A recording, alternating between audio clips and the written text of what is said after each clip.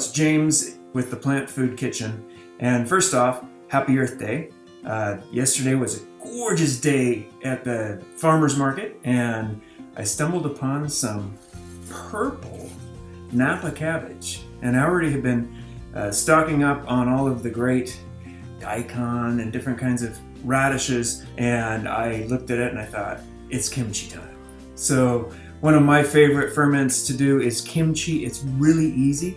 I'm going to walk you through my whole process, including how to make a hot sauce to go on it. And kimchi can be also made with just putting in some red pepper flakes, but I actually like making a red sauce. I'm not a fan of using the red pepper paste that some people will buy from the store to make kimchi.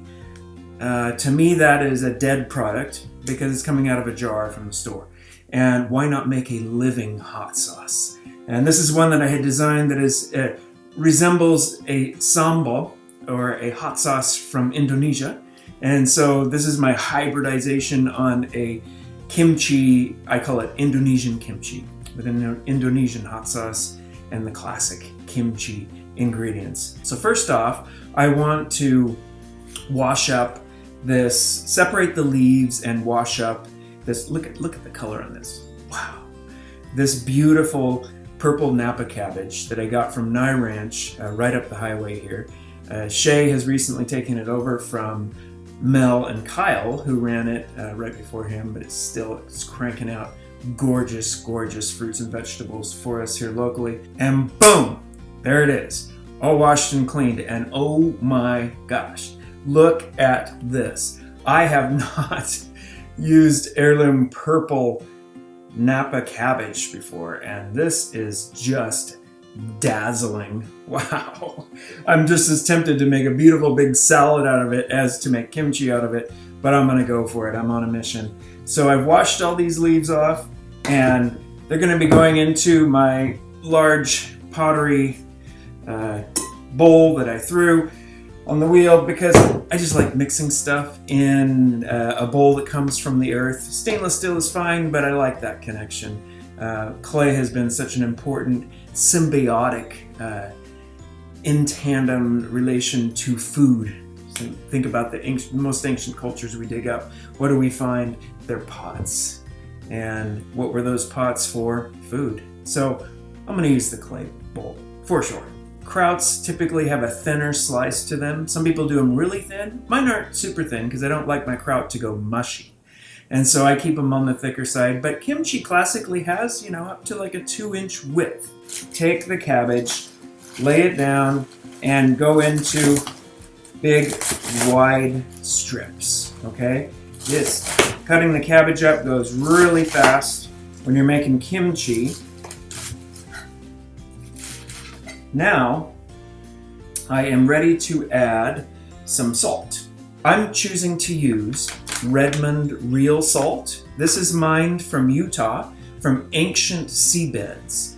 And I just think that it is a healthier choice when you're making any kind of fermentation, especially. I would never, God forbid, use an iodized commercial salt from the store. You can see I'm not being a rocket scientist about it. I just know I need to get in there enough to get everything loosened up. And then I can just toss that around throughout the cabbage. Turn it over, roll it over. I'm not massaging it necessarily heavily at this point. I'm just getting that salt distributed throughout. That's probably enough. And then I'm just going to set this aside while I make the rest of the ingredients. Most people want to have carrots, daikon, and or other radish, some scallions, other peppers can be in there, and ginger and garlic always come into play. I'm also going to add in seaweed. This is sea palm that I have soaked, and it makes these beautiful ribbons that go through my kimchi and bring that kind of ocean flavor in that is so common in a lot of Korean food. This is it when it's dried, and here I've soaked it so that it's ready to put into my kimchi. And then I'm going to also add in a poblano chili pepper in the background. Now, originally kimchis come from all over the Korean peninsula, and there's many different methods for making them, but the peppers and the spiciness that we think of with kimchi really didn't come into play until when the Spanish brought over peppers and introduced them into the diets throughout the Southeast Asia. So you can do it spicy with peppers or without, and either way is classic. So I'm going to be putting in poblano as well. I'll start with the carrots. On those I'm going to do just a classic kind of Asian slice here.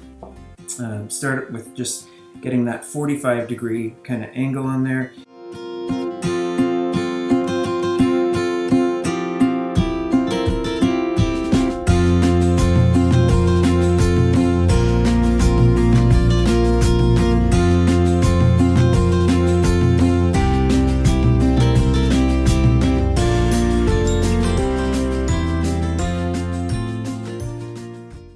So next I'm going to put in two very classic ingredients, and that would be daikon and or radish. Some people just put one or the other. This is an heirloom kind of red radish in a small round daikon, fresh from the garden or from the farm, the local farm of course.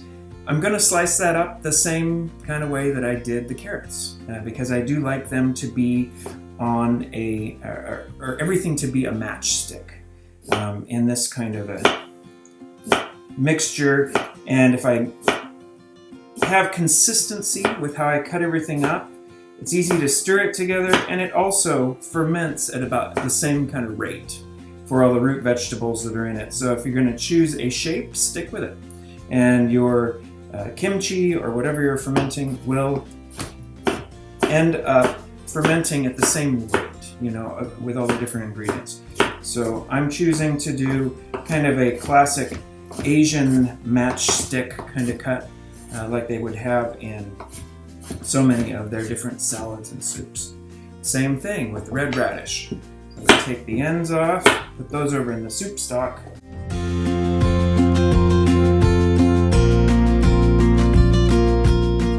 The poblano chili, I did cut this open earlier, and I will grab a pepper board here because I don't like to get the oils from hot peppers all over my wooden cutting board. It's hard to get that to wash it out. And then, you know, you're going to pick those oils up on the fruit that you're slicing and other things later. So I just cut these in half, fully seeded them, took even some of that little white pith out, and I'm going to, again, kind of match what I've been doing with these other slices that are going in here. So I turned it into quarters, and then I can just take and slice these all the way down.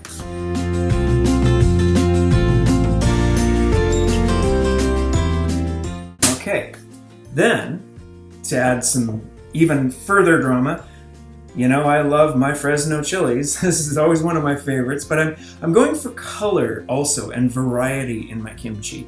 And so I've got the dark green of the poblanos, I've got the red ends on the radishes, and put in some more red here, some beautiful heat with the Fresno chilies. And this is a ginger, and I peeled it with a spoon to get all of the skin off. The spoon is an easier way to peel your ginger and not waste a lot of it. You could use a chef knife and try and carve off the skin, but you're going to end up with a lot of the ginger being discarded on the skin. If you just slide a spoon around, it will follow the contours of the ginger and easily get the skin off and leave you with more usable meat, I guess you'd say, or the inside flesh of the ginger. Just going to cut that in half, lay it down, and again, turn it into just these little kind of half-moon julienne strips. I don't mind having a nice zing of ginger now and again when I'm eating my kimchi, so those go into there. And then we've got some scallions, and I have a spring onion and a scallion. And I actually got these last week. These little root ends, I could just put right back in the jar, and they will shoot up greens, just like that. I cut these off 2 days ago, and look at how far the greens have already gone up. So you can either put these into your soup stock, or you can nestle them right back into your jar where you've got your scallions growing in the kitchen. On this, I'm just going to gather them all up, cut them into about the same length. And yes, I am putting all the greens in. There's a little bit of brown on that one, so I'll put that over in the soup stock. And I love all of this in there. You can go on a bias if you want, or you could just straight cut.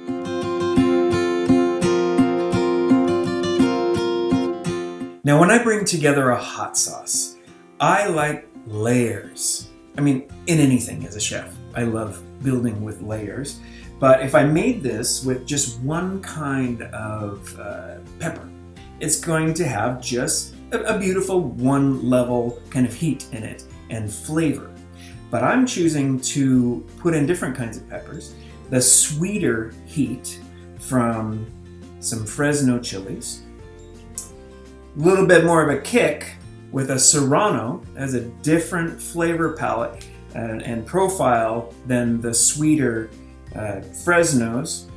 And Anaheim, more mild and more in kind of the sweet range like these, but has a different flavor once again from these others. And then I'm putting some bell pepper in there too. Really want to go to the total sweet end of the pepper range and get out of the heat, but it adds a lot of great body to the sauce and the very high water content. All of these, of course, incredibly vitamin rich. And so they're going to come together to make a beautiful hot sauce. Then I am also going to put in something very Asian plums that somebody grew locally that I had dehydrated to save for things like this. I'm making a hot sauce that is both sweet and spicy here, okay? It's also going to have ginger and garlic in it. So I've set aside some ginger and I've got some garlic cloves here, which is very classic. My Living Foods, Whole Foods side of me always says, don't put a sugar in if you don't have to. Put in a sweetener from nature. So thus the plums. All right, so I'm just gonna chop all this up and throw it in here, and I'm gonna take the seeds out somewhat, and I'm gonna leave some in for the heat. Boom, there you have it. So I've opened them all up. On the Anaheim, I'm gonna leave the seeds in, who cares? They are not quite as hot anyway, so I don't mind that, and they can just go right in. Like I said, rough chop is fine. So we're gonna be blending all this up. This is the Fresno chili, and these have some heat to them, so I left some of the seeds in. You can see I left the entire seed bed in on one of them. I don't mind that, that's going in. I took it out on the other one. On the Serrano, I got almost all the seeds out. Serranos are pretty hot, and so those can just go right in there. And then I have the bell pepper left. And something you may not have known about bell pepper, I always like to share this little trivia with people. A male and a female bell pepper that I have here. This is the female, and this is the male. And this male one that I opened up had the difference being that there's 3 bumps on the bottom of a male and 4 on the bottom of a female. But the seed bed was actually smaller inside the male than inside the female. The male has more of a red color in this case of these 2 that I bought. So that's the one I'm going to put in. And I can just rough chop that. It's going to bring a lot of sweet, beautiful water content to help blend up my hot sauce. Rough chop, and let's scoop that right into the Vitamix. I'm using a smaller vessel on my Vitamix for these. And don't eat green bell peppers. That's what gives everyone gas and gives bell peppers a bad name. They're just an unripe yellow, red, orange, or purple bell pepper. Let them get their full color and get all of the vitamins built up in them that are so good for us, and they'll be far easier for you to digest. So there's my spiel on the peppers. Then I have my ginger, and I don't even need to chop that up. This is all going to get blended at a pretty high speed here. 2 cloves of garlic are going in there. And then I will, of course, be putting in my soaked plums, and I'm just going to put the water in there with them. These have been soaking for a few hours. I put some warm water on them when I got up this morning. I'm just going to put them in there, and they will work their way down into the sauce. Turn that on. I just start on low and let the water content start breaking up in the peppers, and it will create enough liquid in there that eventually it will just suck everything down.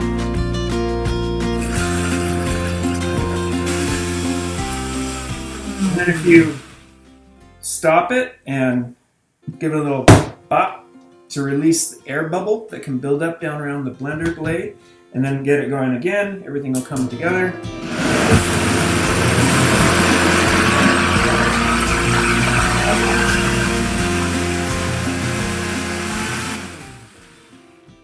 Perfect. This is a great base if you were actually making a fermented hot sauce as well. At this point, I'm going to be working with some pretty hot stuff, so I am going to put some gloves on, and I do recommend you do that for 2 reasons. Not only do I have hot peppers in this mix, which will, make my hands burn and get oils all over my fingers, but even if you have washed your fingers or your hands and your fingernails off really well, there still can be unbeneficial bacteria under your fingernails that can get into your ferments. So I always recommend putting a pair of vinyl gloves on. When your hands are a little wet from touching produce, like mine are, they can be a little tricky to get on, but they'll get there. Then you can go in and mix up everything and not worry about the oils getting on your fingers. Because Napa is so gorgeous. I'm loving this. Thank you, Shay from Nye Ranch, for growing that for us. How lucky are we? Okay. Now I can add in that seaweed. This is that sea palm, which is native to the coast here in Northern California. I love it. You could use any other kind of seaweed. I would recommend that you thin it, slice it really thin going into your kimchi. It will bring that ocean flavor. A lot of times they put fermented fish sauce in classic kimchis, and that's what is that really pungent smell when you open them up in the fridge. And this will bring in that ocean flavor. But these are really long, some of them, and a little too long for when you're eating the kimchi. So I'm just going to take my knife and pass it through them and shorten the length on them. Pretty easy to do. And then just slide that right in. And that will get tossed around throughout the kimchi. The only thing left to do is put on the hot sauce. Now this recipe is for actually filling a gallon jar. I'm not quite doing that. I'm going to go for a half gallon. So I'm going to put half of this sauce in. I know I'll use up the rest. So I'll pour in about half of this on my kimchi here. And by the way, this could also make an incredible Asian salad. I've thought about that many times when I tasted it before I put it into my fermentation vessel or jar, and I'm just tasting it for my own sake to see if I like the balance of everything in there. I thought, this would be just a great salad to serve with an Asian meal. Go ahead and do that with this same recipe as well. I know you'll find that it's delicious and your guests would love it. On Napa cabbage, they don't hold as much water as a green or red cabbage. Like when I'm making kraut, there's going to be enough fluid that comes out of the cabbage itself to create the brine just from that. But many times when I'm using something like Napa cabbage, I need to supplement the fluid. And that'll be explainable when I go into the vessel here. So what you're going to want to do is take a scale and zero out your vessel that you're going to be going into here. And we're going to make a salt brine to help out our kimchi. Okay, I would for this do about a 2.5% of the weight of the fluid, and so I'm going to zero it out, add in some filtered water. I calculated what my salt will be. Okay, and add that in here. And there I've got my brine, okay? And that'll be a bumper if I need more fluid when I go into my vessel. This is a half-gallon mason jar, and this is an airlock lid. There's different styles of these. I'll put a link below to this one. I really like these. They have a little nipple on here, silicone nipple that lets the air out, and no non-beneficial bacteria can float in, or yeast from the room, and or fruit flies, which loves a ferment like this. There's other styles like this little kit that you can buy that have, again, a silicone nipple, and they come with a little flange that fits onto fermentation vessels, like so. There's also, if you're doing a larger gallon jar, like my Meyer lemon wine has here, you can see this kind of airlock is what you get for a gallon jar. And if I was doing a gallon jar of kimchi, I would be using this airlock on that, okay? I love having these funnels that fit onto mason jars. I do a lot of fermenting, and when I'm putting something in, these funnels make it less sloppy. And so I do recommend these. I think I got this one down at Ace Hardware for a few bucks, you know, and I have actually a few of them in rotation because I use them so often. Okay, I think I'm actually going to flip these around. Since I'm right-handed, it's going to make more sense going in this way, and just start packing my kimchi into the vessel. You can see this funnel works really well because you can just set it on the top and press it down in until it falls through. I knew that there might be a chance that I didn't quite fill the half-gallon jar, although once you pack it down in, it'll probably be pretty close. But I knew that I actually love this as a salad as well. So if there's any extra, I'm just going to have it for dinner tonight. We want to get it tight. The less air that we have down through here, the better. We don't want any air pockets down in there. There's a rhyme that I teach my students whenever I'm showing them how to do great fermenting, and that is, if you're in the brine, you're fine. Okay? And so we want to get the brine to come up above the kimchi in this jar. Okay, and I've got a special tool here that I'm going to grab and show you for making kraut. So, and you can find these on, I'll put a link down below. Many fermentation sites have them. But they flange out to a wider base, and it just makes it easy to press something like this down into the jar. Now you can see that as I press down with this, the brine is bubbling up, and the air pockets down in here are bubbling up to the surface. And I'm going to pour the rest of that brine from the bowl, of course, right into my kimchi. I don't want to just put this on and say I'm done.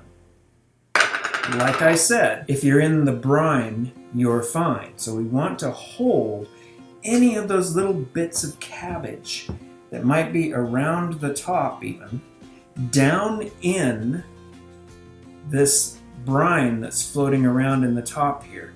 So how do I do that? Well, now they have these wonderful glass weights. So you can just take these and press it down in there, give it a little push, and the brine comes up and the vegetables get pushed down. It has a weight in, it's ready to go. I always take my towel and clean up just in case there's anything around the top and even around the inside here, because any of that could potentially grow some non-beneficial bacteria on it, okay? And you could even put in a little bit of your, make sure the salt is dissolved into there adequately, of your salt brine,